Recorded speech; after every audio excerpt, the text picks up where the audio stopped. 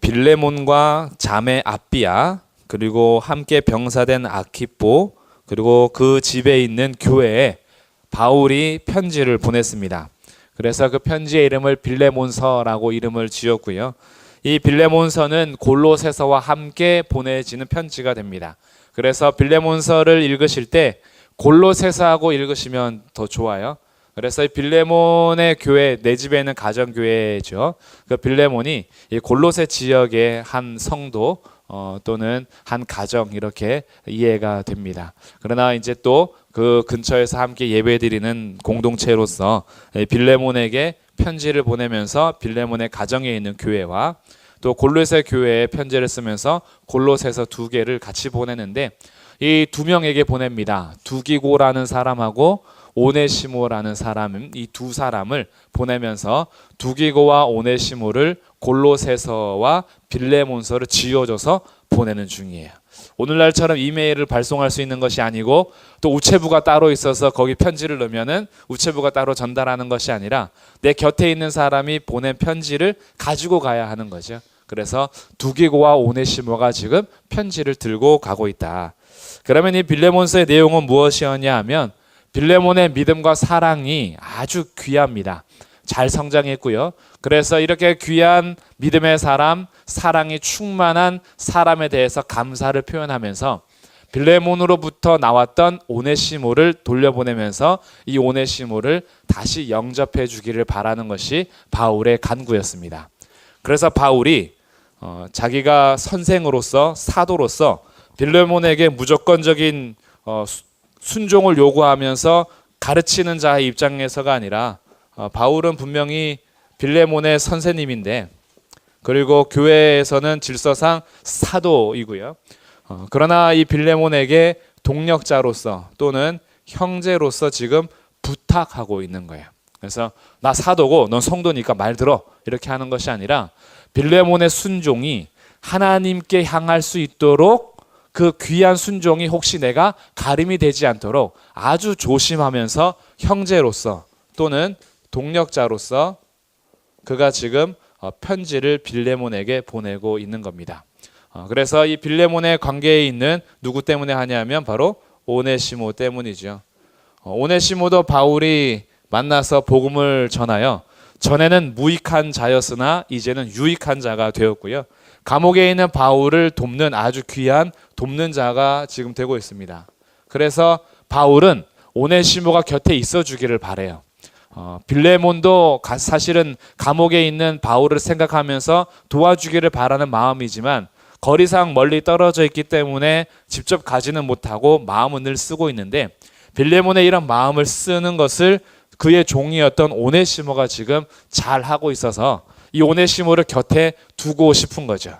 그러나 문제가 있습니다. 이 둘 사이에는 주인과 종으로서 관계였는데 어떤 이유였는지 이 오네시모가 빌레몬에게서 도망쳐 나왔기 때문에 해결되지 않은 문제가 있었죠. 그래서 바울이 오네시모를 다시 보내면서 이 편지를 쥐어서 보내는 겁니다. 그럼 뭘 요구했느냐?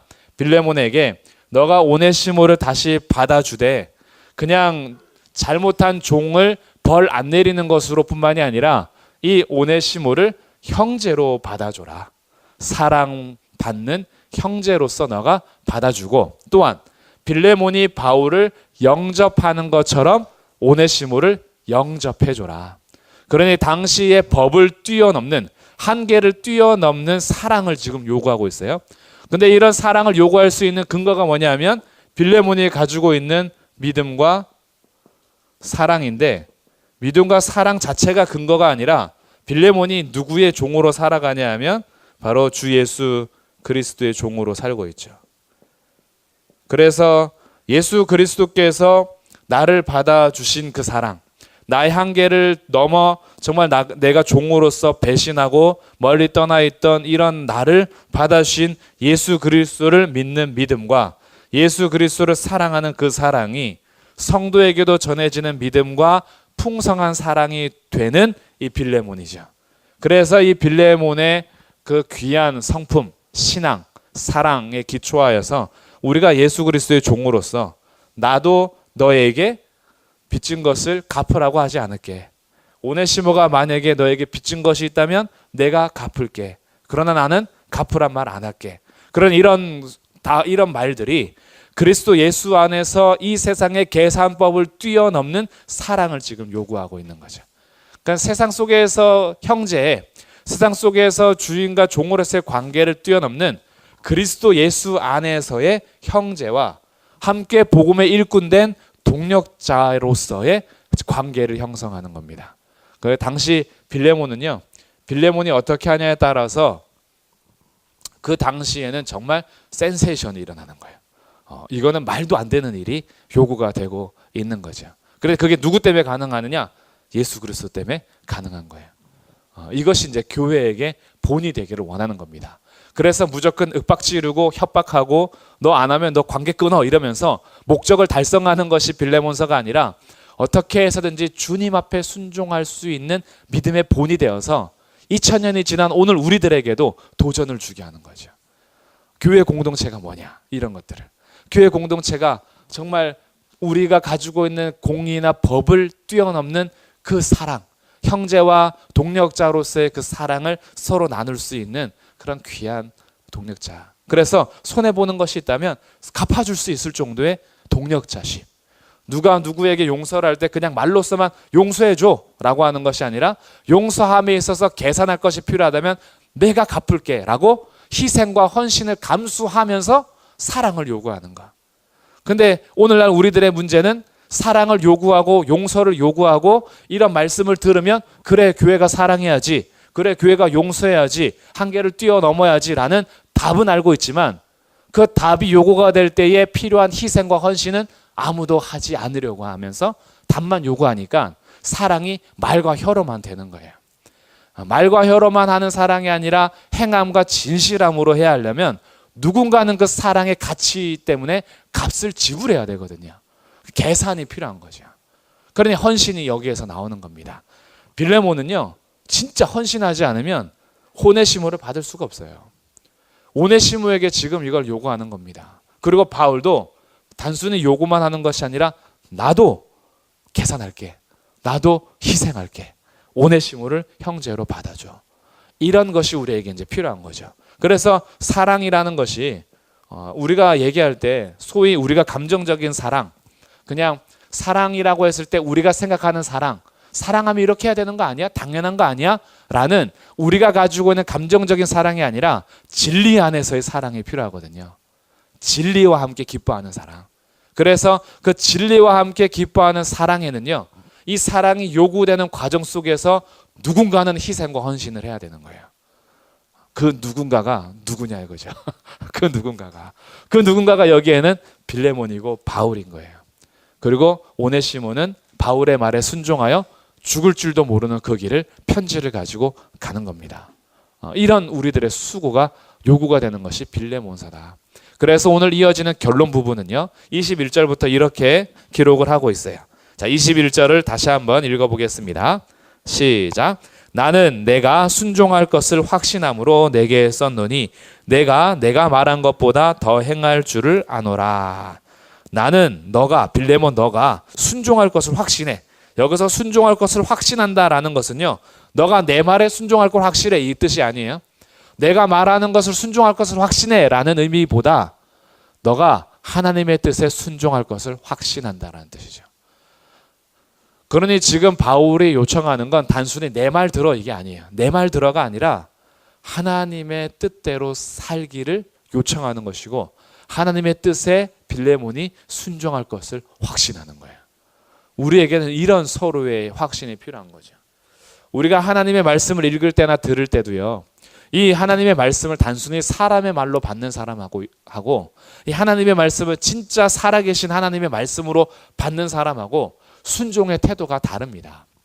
이것을 그냥 사람의 말로 받아들이면 그거는 그냥 순종하든 말든 누구에게 권위가 있냐 하면 전하는 사람에게 순종의 여부가 달려 있어요. 권위가 있는 거죠.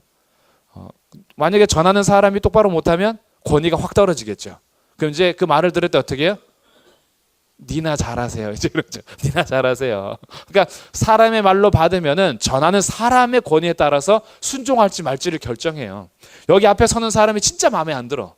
앞에 서는 사람이 정말 마음에 안 들으면 어떻게 해요? 안 들리는 거죠. 그러니까 하나님의 말씀으로 들리는 것이 아니라 사람을 통해서 나오기 때문에 말씀 듣기가 정말 힘들어지는 거예요.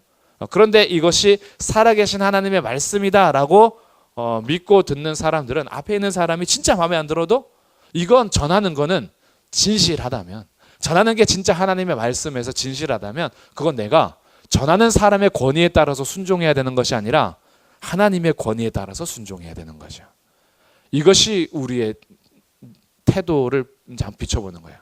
나는 어떻게 순종하고 있는가라는 거죠.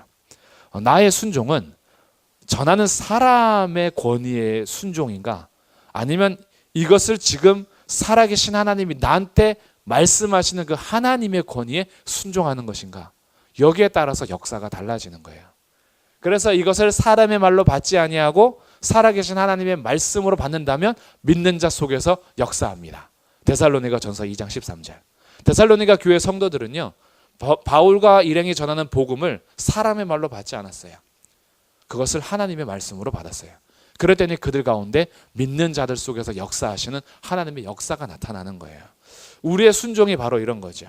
그렇기 때문에 우리는 굉장히 이게 어려운 부분이에요. 왜냐하면 아무리 그래도 차라리 전하는 사람이 안 보이던가 누군지 모르고 들으면 더 좋겠어요. 근데 전하는 사람을 알아. 그러다 보니까 우리는 이 걸림돌이 있어요. 전하는 자의 완전하지 않음, 전하는 자의 부족함, 그리고 결국 사람은 완전하지 않기 때문에 결국은 뭔가 부족함이 있죠. 그러다 보니까 항상 우리 이런 걸림돌이 생겨요. 그래도 관계가 서로 좋을 때에는 그래도 기분 좋게 넘어가지만 관계가 조금 틀어지면 더 어려워지는 거죠. 그렇기 때문에 전하는 자는 뭘 주의해야 되냐 하면, 전하는 자는 말씀대로 살기 위해서 노력을 많이 해야 되겠죠. 전하는 사람은 정말 이 말씀에 따라서 살기 위해서 더 무릎을 꿇고 더 본이 되기 위해서 노력하고, 하나님 앞에 자기의 연약함을 고백하면서 납작 엎드려 진실하게 하나님 말씀만 전하기 위해서 노력해야 돼요. 이건 전하는 사람도 짐을 지고 가야 되는 거죠. 이거 어차피 사람의 말이 아니니까 하나님 말씀으로 받으셔야죠, 저를 보지 마세요 라고 하는 건 무책임한 발언일 수도 있어요. 왜냐하면 우리의 관계가 그러지 않아요. 정답은 맞지만 전하는 사람과 듣는 사람의 관계 속에서 말씀을 전하는 걸림돌이 굉장히 많이 생기거든요. 그렇기 때문에 전하는 자는 본이 되기 위해서 노력하고 자기도 전한 대로 살기 위해서 부단히 애쓰고 하나님 앞에 무릎 꿇음이 필요하죠. 듣는 사람은 어떨까요? 듣는 사람은 뭘 노력해야 하냐면, 정말 마음에 안 들어도 전하는 사람의 메시지가 다른 소리가 아니라 말씀이라면 하나님의 말씀으로 듣기 위해서 부단히 노력해야 되는 거죠. 그래서 내가 순종하는 것이 저 사람에게 권위에 따라서 내가 순종함이 아니라 나의 순종은 하나님의 말씀이기 때문에 순종하는 거. 이게 지금 바울이 요청하는 거예요. 빌레몬에게. 나는 너가 순종할 것을 확신하는데 그게 내가 너에게 전한 바울의 말 때문이 아니라 형제를 받아줘야 하는 것은 그리스도의 명령이기 때문이다, 이거죠. 그래서 나는 너의 순종이 하나님께 순종이 될 것을 확신한다 그래요. 왜? 빌레몬은 정말로 신실한 사람이거든요. 하나님을 신실하게 믿는 사람이기 때문에 바울이 마음에 안 들어도, 혹여나 이 상황이 지금 마음에 안 들어도 이것이 하나님의 뜻이라면 빌레몬은 순종할 준비를 하고 있는 사람인 거죠. 그래서 조심스러웠던 거예요. 내가 말하지 않아도 너는 나보다 더 잘할 것을 내가 알고 있지만 내가 이 편지를 쓰는 이유는 그래도 혹시나 하고, 그래서 너가 정말 자발적으로 순종하기를 원하는 거죠.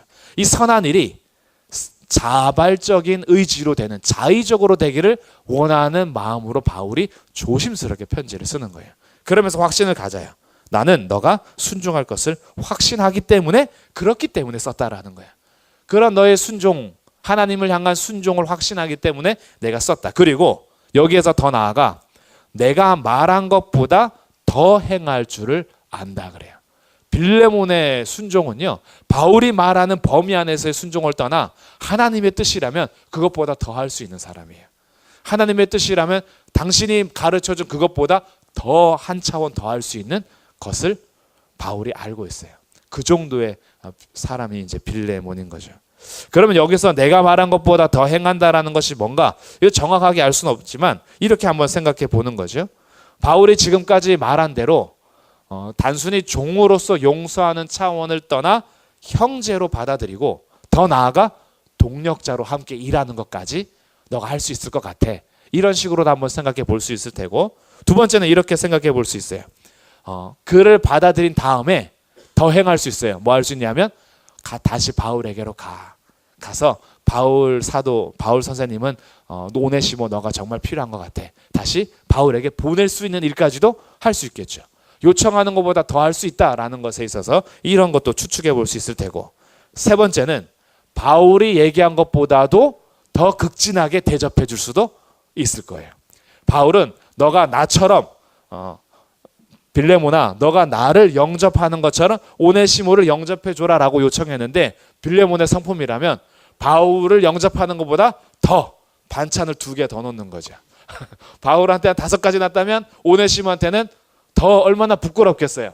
얼마나 더 비참하겠어요. 이런 사람에게는 바울보다 반찬을 더 많이 해주는 거죠. 그러니까 바울의 요청에는 이런 뭐가 정확한지는 모르지만 한번 생각해 보는 거예요. 내가 요구한 것보다도 더 친절하게 영접해 줄 수 있을 정도로 그런 빌레몬의 너의 행함을 내가 안다. 아니면 네 번째 이런 의견도 있어요. 오네시모에게 자유를 줬어요. 종이었지만. 근데 자유를 주고 난 다음에 오네시모가 살아갈 생활은 사실 어려워요. 그래서 노예가 자유를 얻어도 어디에서 생계를 하겠어요? 뭔가 생계 수단이 있어야 하는데, 주인이 너 이제부터 자유야 알아서 살아 이러면 종은 정말 막막한 거죠. 그래서 이런 의미도 될 수 있어요. 빌레몬이 오네시모를 용서하고 종뿐 아니라 형제로 받아들이되 생활은 또 책임져 주는 거예요. 자기가 주인으로서 종을 거느렸듯이 이 정도까지도 더 행할 수 있지 않을까? 그러니까 여러 가지 의견들을 한번 생각해 볼 수 있는 거죠. 정확하게 뭐다라고 말 못하지만 바울은 빌레몬이 자기가 요구했던 하나님의 뜻보다 하나님의 뜻이 명확해진다면 이것보다도 더 행할 줄을 알았던 거예요. 그러니까 이런 것들을 21절에 마음을 표현하고요. 22절에서는 인사를 하는데 이렇게 얘기합니다. 오직 너는 나를 위하여 숙소를 마련해 다오 그래요. 숙소를 마련하라는 하다라고 부탁하는 것은 지금 바울이 어떻게 하겠다라는 거예요? 곧 방문하겠다라는 거죠. 나를 위해서 방을 좀 마련해줘. 그러면 이건 방 마련해달라는 건 나 곧 갈 거야. 그러니 이런 의미가 될 수 있어요. 조금 삐딱하게 보면 오네시모를 받아줬는지 안 받아줬는지 내가 가서 확인할 거야. 내 방 준비해도 내가 가서 볼 거야 라고 이렇게 볼 수도 있겠지만, 바울은 지금 자기의 소망을 얘기하는 거예요. 지금 바울은 어디에 있어요? 감옥에 있어요. 감옥에. 그런데 지금 바울은 사실은 성도와의 교제를 너무 원해요. 교회들 함께 교제하기를 원하고 함께 하나님 예배하기를 원하고 그래서 만나기를 너무 원해요. 그래서 바울은 빌레몬 교회도 가고 싶은 마음을 표현하는 거죠. 나 너네들 방문하고 싶어. 나 곧 갈 텐데 숙소를 좀 마련해 다오. 그런데 이것이 자기의 소망이지만 자기의 소망을 어떻게 부탁하느냐, 굉장히 아름다운 말이 등장합니다. 22절 오직 너는 나를 위하여 숙소를 마련하라. 너희 기도로 내가 너희에게 나아갈 수 있기를 바라노라. 어떻게 나갈 수 있다고요? 누구의 기도로? 너희 기도로. 빌레몬 너의 가정에 있는 교회, 조금 확장하면 골로새 교회까지 너희들의 기도로 내가 나아갈 수 있기를 바란다 그래요. 그러니 바울은요 지금 사실 이 감옥에서 풀려날 수 있을지 없을지 어떻게 알아요? 감옥에서 인생을 마무리할지 아니면 하나님께서 또 기회를 주셔서 또 나가 또 올지 모르는 거예요. 근데 이 사정을 자기의 소망이 있어요. 나는 너희들 만나고 싶어. 숙소를 마련해줘서 너희와 함께 교제하고 싶어. 근데 이 일을 어떻게 이루어 간다고요? 기도로 기도. 너희 기도로. 너희가 기도하는 그 기도로 이 일이 이루어지기를 바란다. 그러니 지금 바울은 중보 기도를 요청하는 거예요. 성도의 교제 가운데 너무나 중요한 거 기도. 성도가 교제할 때요. 서로 기도하는 것이 빠져버리면요. 정말 큰 것을 잃어버리는 거예요. 에이, 저 옆에 있는 성도는 별로 능력이 없는 것 같아서 기도 부탁 안 해도 돼. 라는 것은 뭔가 놓치는 거예요. 가장 큰 걸 놓치는 거예요. 왜냐하면 하나님은 오히려 연약한 자의 기도를 더 잘 들어주세요. 그래서 말씀하시잖아요. 고아와 과부를 억울하게 하지 마라. 하나님은 약자들의 기도에 귀를 기울이고 있다 그러잖아요. 하나님은요 고아들의 기도, 과부들의 기도, 나그네들의 기도에 귀를 기울이고 계세요. 연약한 자들의 기도를 기울이신다면 우리 교회에서 가장 연약한 자들에게 기도 부탁하신다면 기도 응답이 제일 빠를 수 있어요. 하나님은 반드시 기도에 응답을 하시거든요. 기도에 응답하시는데 실제로 우리가 교회 안에서 성도의 교제 속에서 서로 기도 제목을 부탁할 수 있는 거. 그러니 우리 교회에서 가장 연약한 대상은 누굴까요? 어린이들. 어린이들한테 기도를 부탁하세요. 어린이들은 순수하게 나 요즘 너무 아픈데 나 안 아프게 좀 기도해 줘. 그러면 애들이 하나님 우리 권사님 안 아프게 해주세요. 예수님 이름으로 기도합니다. 끝. 길게도 안 하잖아요. 근데 그 진실한 기도를 누가 들으세요? 하나님이 들으세요. 하나님의 응답은 기도하는 사람의 능력에 달려있는 것이 아니라 들으시는 하나님의 능력에 달려있는 거예요. 그러니까 우리가 서로 기도를 요청할 수 있다는 것은 너무나 귀하고요.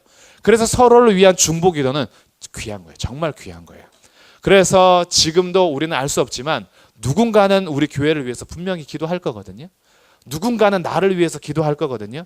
그것이 다 티가 나진 않겠지만 나중에 천국 가면요 다 알게 될 거잖아요.